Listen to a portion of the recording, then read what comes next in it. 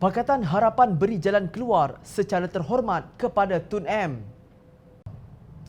Sekiranya Tun Dr. Mahathir Mohamad diangkat sebagai Perdana Menteri buat kali ketiga di bawah Pakatan Harapan, DAP berkata ada kaedah yang akan digunakan untuk memastikan bekas Perdana Menteri itu berundur pada jangka waktu ditetapkan. Sudah tentu orang boleh mempersoalkan apakah beliau akan menepati janjinya. Jawapan kami adalah bahawa dalam masa 6 bulan lagi ada mekanisme untuk memastikan beliau berundur, kata Setiausaha Organisasi DAP Anthony Loke. Beliau mengakui terdapat keraguan berkaitan perkara itu. Bagaimanapun, kata Anthony, keadilan ada 38 wakil parlimen. Tanpa mereka, Tun Dr. Mahathir tidak dapat meneruskan pemerintahan. Setiap parti akan dapat menjatuhkan kerajaan jika mereka menarik sokongan. Sekiranya janji itu tidak ditepati, keadilan mempunyai pilihan untuk memaksa pilihan raya pada waktu itu, katanya. Beliau berkata demikian dalam wawancara eksklusif dengan Malaysia Kini. Menurut Anthony, Pakatan Harapan wajib membentuk kerajaan dengan sekutunya kerana mandat yang diberikan rakyat semasa pilihan raya umum 2018. Anthony berkata, DAP bersedia belajar dari kesilapan masa lalu, bukan saling menuding jari memperkatakan siapa yang bertanggungjawab atas kejatuhan Kerajaan Pakatan Harapan. Jika kita saling tuduh-menuduh, satu pihak salahkan Tun Dr. Mahathir, pihak lain salahkan yang satu lagi, tidak ada penghujungnya. Saya tidak kata Tun Dr. Mahathir tidak buat sebarang kesilapan.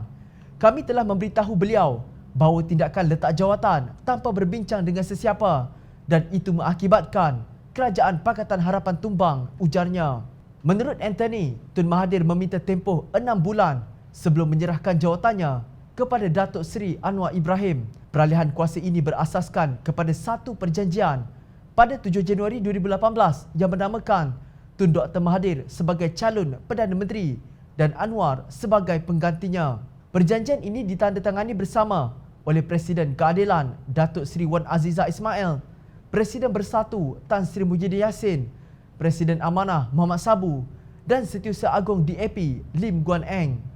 Tawaran Pakatan Harapan Plus pula mencadangkan supaya Tun Dr. Mahathir sebagai Perdana Menteri dan Anwar sebagai timbalan Perdana Menteri.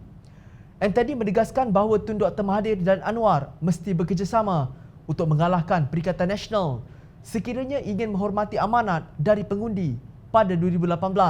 Beliau menafikan bahawa Tun Dr. Mahathir cuba meletakkan anaknya Datuk Seri Mukris Mahathir dalam rundingan Pakatan Harapan Plus. Tambah beliau, Presiden Warisan Datuk Seri Syafiee Abdal juga tidak pernah termasuk dalam rundingan sebagai calon untuk kombinasi baharu itu. Berdasarkan kenyataan Anthony Loke itu, Pakatan Harapan dilihat telah menghulurkan galah panjangnya kepada pasukan Tun Dr. Mahathir. Terpulang kepada beliau untuk menerima terma daripada Pakatan Harapan dan akur kepada janjinya. Jangan ada lagi retorik bahawa Tun Dr. Mahathir wajar menghabiskan jawatannya sehingga habis penggal. Jangan lagi berdolak dalih seperti mahu ekonomi pulih dan sebagainya. Kita semua maklum selepas COVID-19, semakin jauh langkah yang harus digerakkan untuk memulihkan ekonomi negara.